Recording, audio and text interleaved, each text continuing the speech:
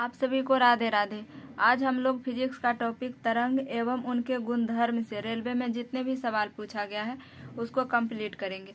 Question शुरू करने से पहले एक छोटा सा रिवीजन करते हैं। तरंग दो प्रकार के होता है, विद्युत चुंबकीय तरंग और यांत्रिक तरंग। विद्युत चुंबकीय तरंगों को अयांत्रिक तरंग भी कहा जाता है और गैर यांत्रिक तरंग भी कहा जाता है। और दूसरा कौन है? यांत्रिक तरंग। यांत्रिक तरंगे दो प्रकार के होता है, एक अनुदैर्ध्य होता है, दूसरा अनुप्रस्थ होता है। अनुदैर्ध्य तरंग का एग्जाम्पल ध्वनि होता है और अनुप्रस्थ तरंग का एग्जाम्पल प्रकाश होता है। विद्युत चुंबकीय तरंग प्रकाश के वेग से चलता है। इसे चलने के लिए माध्यम की आवश्यकता नहीं होती है, यह उदासीन होता है। इसकी चाल 3 × 10⁸ मीटर प्रति सेकेंड होती है। अब हम लोग समझेंगे विद्युत चुंबकीय तरंग कौन कौन होता है। इसके लिए ट्रिक होता है गाये अवीजु इन्फ्रा मारे। ग से हो गया गामा किरण, ए से होता है एक्सरे, अ से हो जाएगा यूवी किरणें और बीजू से हो जाएगा विजुअल तरंग, यानी दृश्य प्रकाशी से हिंदी में कहते हैं। उसके बाद है इंफ्रा से हो जाएगा इंफ्रारेड, मा से हो जाएगा माइक्रोवेव, रे से हो जाएगा रेडियो तरंग। तो ये इसका ट्रिक क्या है? गाये अवीजु इन्फ्रा मारे। सबसे अधिक वेदन क्षमता गामा किरणें की होती है। जिसका वेदन क्षमता अधिक होता है उसकी आवृत्ति भी अधिक होती है और ऊर्जा भी अधिक होती है। तो सबसे अधिक वेदन क्षमता किसका हो जाएगा? गामा किरणें की। सबसे अधिक आवृत्ति गामा किरणें की और सबसे अधिक ऊर्जा भी गामा किरणें की। तो सबसे अधिक वेदन क्षमता होगा गामा किरण की और सबसे कम वेदन क्षमता हो जाएगा रेडियो तरंग की। तो सबसे कम वेदन क्षमता किसका हो जाएगा? रेडियो तरंग की।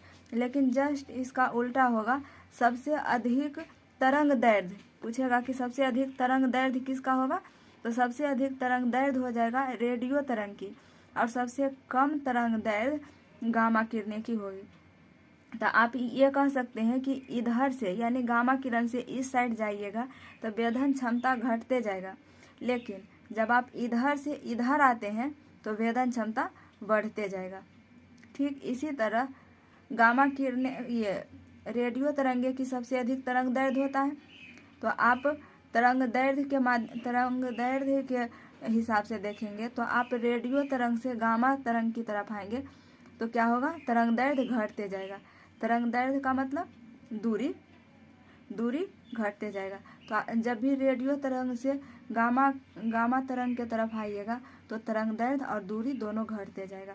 अब इसे एक एक के बारे में समझते हैं कि किसका क्या काम है। पहला क्या है? ग से गामा किरणें। गामा किरणें की वेदन क्षमता अधिक होती है।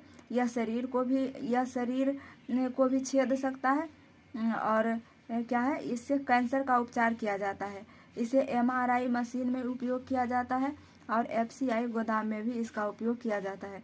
यह रेडियो एक्टिव होता है। एटम बम में गामा किरणें की उपयोग किया जाता है। दूसरा है एक्सरे। एक्सरे की खोज रोएंटजन ने किए थे। एक्सरे हड्डी को नहीं छेदता है। यह दांतों में दरार को पता करता है और हड्डी में भी दरार को पता करता है, यानी रत्न में भी दरार के पता करता है। दूसरा है CT स्कैन में एक्सरे किया जाता है। अगर एक तरफ से फोटो लिया जाता है उसे एक्सरे कहते हैं और चारों तरफ से फोटो लेता है उसे CT स्कैन कहते हैं। आगे है यूवी किरणें। यूवी का फुल फॉर्म होता है अल्ट्रा वायलेट रे। अल्ट्रा वायलेट रे को हिंदी में पराबैंगनी किरण कहते हैं। पराबैंगनी किरण से हमें ओजोन लेयर बचाते हैं। पराबैंगनी किरण अगर पृथ्वी पर आ जाएगा तो उससे कैंसर हो जाता है। पराबैंगनी किरणें का उपयोग RO में करते हैं, यानी जल के शुद्धिकरण, जल को साफ करने में पराबैंगनी किरणें का उपयोग किया जाता है। इसे कीटाणुनाशक के तौर पर उपयोग किया जाता है। आगे है विजुअल यानी दृश्य प्रकाश। इसका तो एक बहुत बड़ा टॉपिक है, इसे दूसरा टॉपिक में समझेंगे। उसके बाद क्या है? इंफ्रारेड। इंफ्रारेड को हिंदी में अवरक्त किरण कहा जाता है। यह नाइट विजन में काम आता है। CCTV कैमरा में इंफ्रारेड का उपयोग होता है। कोहरा के समय इंफ्रारेड उपयोग होता है। इंफ्रारेड का मतलब होता है जिस कैमरा में अवरक्त किरण लगा रहता है वह कोहरा में भी देख पाता है, बादल में भी देख लेता है। इंफ्रारेड का इस्तेमाल रिमोट में होता है। और पृथ्वी गर्म भी अवरक्त किरण के कारण होता है। अगला है माइक्रोवेव। माइक्रोवेव को हिंदी में सूक्ष्म किरण कहा जाता है। यह डिश टीवी में इसका उपयोग किया जाता है। किसी चीज़ का स्पीड बताने में माइक्रोवेव का उपयोग किया जाता है। जैसे गाड़ी का स्पीड पता करना है, आप माइक्रोवेव से पता कर सकते हैं। ओवन मशीन में माइक्रोवेव का इस्तेमाल किया जाता है। सबसे लास्ट का है रेडियो वेव। रेडियो वेव यह सबसे दूरी को ज़्यादा तय करता है। इसे रडार में उपयोग किया जाता है। रडार एरोप्लेन में अगर जा रहे हैं तो इसमें एरोप्लेन, इसका एग्जाम्पल हो गया एरोप्लेन, और जो भी ऊपर में रहता है उसे क्या कहा जाता है, रडार कहा जाता है। तो रडार में किसका उपयोग किया जाता है, रेडियो वेव का उपयोग किया जाता है। अब हम रेडियो वेव की खोज किसने किए थे, मार्कोनी ने खोज किए थे। अब हम लोग चलते हैं क्वेश्चन की तरफ। पहला सवाल है कि नीचे एक अभिकथन और एक कारण दिया गया है। अभिकथन है जब वेग स्थिर और तरंग दैर्ध्य आधी रखी जाती है तो आवृत्ति दोगुनी हो जाती है। कारण में क्या दिया हुआ है, वेग बराबर आवृत्ति गुने तरंग दैर्ध्य। तो वेग बराबर होता है क्या, आवृत्ति गुने तरंग दैर्ध्य। तो ये सही है और इसका कारण भी सही है और सही व्याख्या भी कर रहा है। तो इसलिए इसका आंसर हो जाएगा ऑप्शन बी। अभिकथन और कारण दोनों सही है, लेकिन कारण अभिकथन की उचित व्याख्या भी करता है। आंसर हो जाएगा ऑप्शन बी। ये जो आप देख रहे हैं वेग बराबर आवृत्ति गुने तरंग दैर्ध्य, ये फॉर्मूला का यूज आगे का क्वेश्चन में भी होगा, तो आप ध्यान से इसे देख लीजिए। वेग बराबर क्या होता है, आवृत्ति गुने तरंग दैर्ध्य, इसका यूज आगे का क्वेश्चन में होगा। दूसरा नंबर सवाल में कह रहा है कि क्या तरंग की विशेषता नहीं है। आंसर हो जाएगा ऑप्शन डी, माध्यम।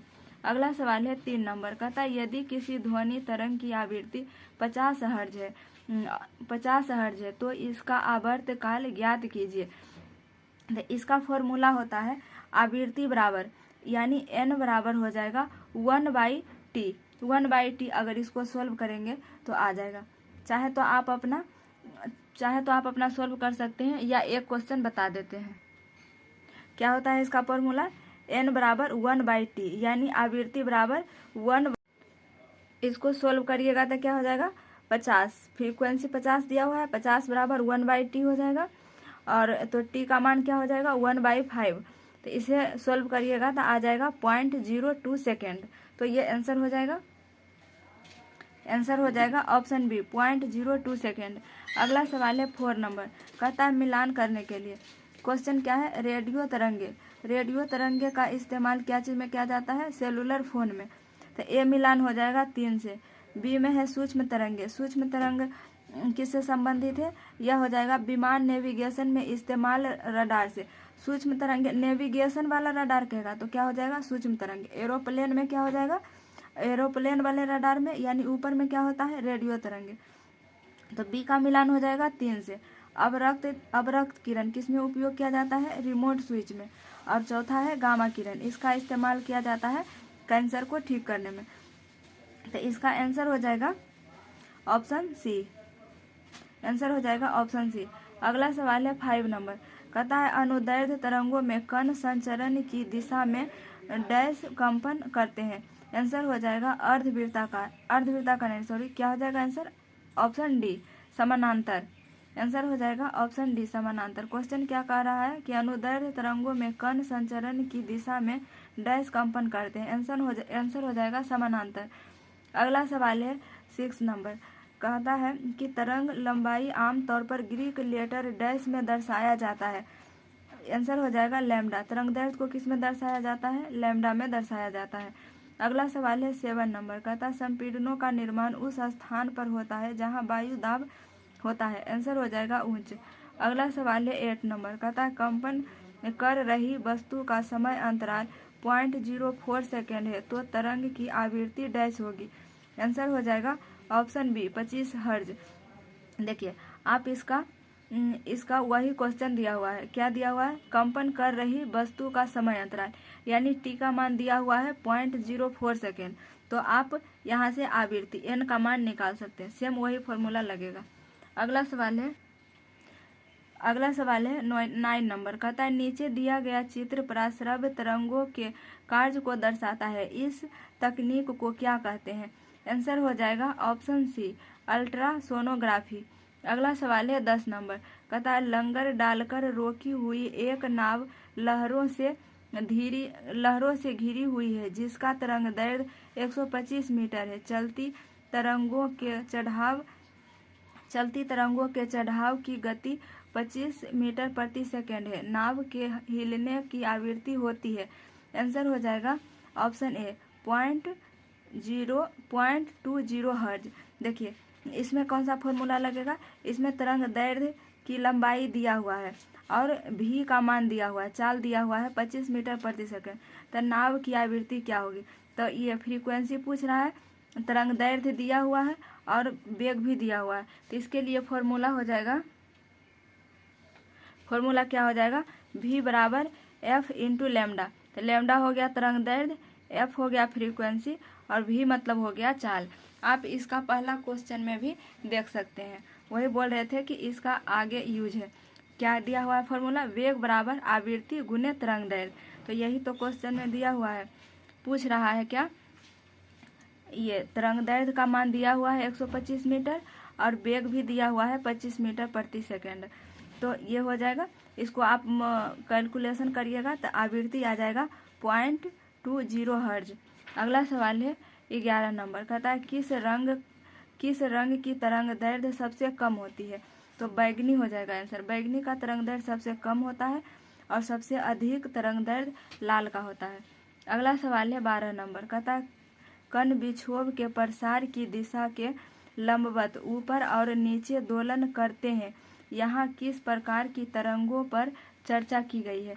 आंसर हो जाएगा ऑप्शन डी अनुप्रस्थ तरंग। अगला सवाल है 13 नंबर, कहता है विरलीकरण होता है जहाँ हवा का दाब होता है। आंसर हो जाएगा ऑप्शन ए निम्न। अगला सवाल है 14 नंबर, कहता है किसी विस्फोट के कारण समुद्र के तल पर बनने वाली लहरें डैश होती है। आंसर हो जाएगा ऑप्शन बी अनुदैर्ध्य। अगला सवाल है 15 नंबर, कहता है यदि एक तरंग की आवृत्ति बढ़ती है तो इसकी तरंग दैर्घ्य पर क्या असर होता है। आंसर हो जाएगा ऑप्शन सी घट जाती है।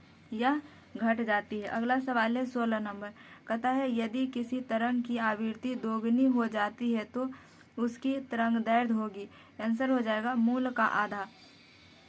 आप ये वेग बराबर क्या होता है, आवृत्ति गुना तरंग दैर्घ्य। तो क्वेश्चन क्या कर रहा है, यदि किसी तरंग की आवृत्ति दोगुनी हो जाती है तो उसकी तरंग दैर्घ्य होगी। आंसर हो जाएगा मूल का आधा। ये आप कैलकुलेट करके देख सकते हैं।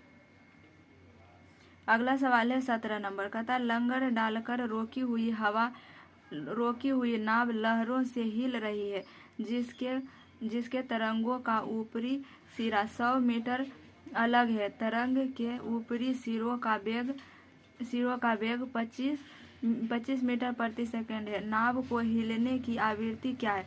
फिर वही फॉर्मूला लगेगा, आवृत्ति पूछ रहा है, वेग और तरंग दैर्घ्य दिया हुआ है। तो वेग बराबर क्या होता है, आवृत्ति गुना तरंग दैर्घ्य। अगला सवाल है 18 नंबर, कहता है तरंग चाल, आयाम, तरंग दैर्घ्य और आवृत्ति सभी को क्या कहा जाता है। आंसर हो जाएगा ऑप्शन बी तरंग की विशेषताएं। अगला सवाल है 19 नंबर, कहता है किसी तरंग दैर्घ्य में लगातार 2 संपीड़न और दो लगातार विरलीकरण प्रक्रिया के बीच की दूरी को क्या कहा जाता है। आंसर हो जाएगा ऑप्शन बी तरंग दैर्घ्य।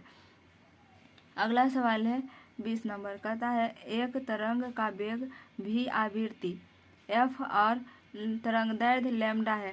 तो इसका फॉर्मूला क्या होगा, एकदम साफ फॉर्मूला ही पूछ रहा है। तो क्या हो जाएगा, v बराबर फ्रीक्वेंसी इंटू लैम्डा। दिया हुआ है वेग v दिया हुआ है, आवृत्ति f दिया हुआ है और तरंग दैर्घ्य लैम्डा दिया हुआ है। तो v बराबर क्या होता है, f इंटू लैम्डा होता है। अगला सवाल है 21 नंबर, कहता है एक माध्यम में एक ध्वनि तरंग की तरंग दैर्घ्य कितनी होगी, जिसकी आवृत्ति 840 हर्ज है, गति 380 मीटर प्रति सेकंड है। तो आवृत्ति दिया हुआ है और समय भी दिया हुआ है। तो इसमें गति दिया हुआ है और तो ये भी उसी फॉर्मूला पे निकल जाएगा। फॉर्मूला क्या होता है, v बराबर फ्रीक्वेंसी इंटू लैम्डा।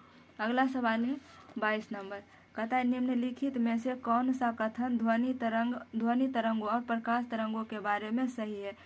आंसर हो जाएगा ऑप्शन डी, ध्वनि तरंगे अनुदैर्ध्य होती है और प्रकाश तरंगे अनुप्रस्थ होती है। अगला सवाल है 23 नंबर कहता है डैश एक मात्रा है जो एक तरंग की प्रकृति का वर्णन नहीं करता है। आंसर हो जाएगा ऊंचाई।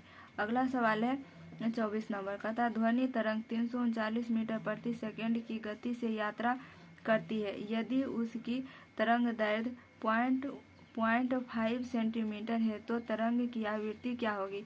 आंसर हो जाएगा 2260 हर्ज। ये क्या दिया हुआ है, ये सेम फॉर्मूला पर ही सारा क्वेश्चन बनेगा, क्योंकि देखिए यहाँ भी ये भी का मान दिया हुआ है और लैम्डा का मान दिया हुआ है 1.5 सेंटीमीटर।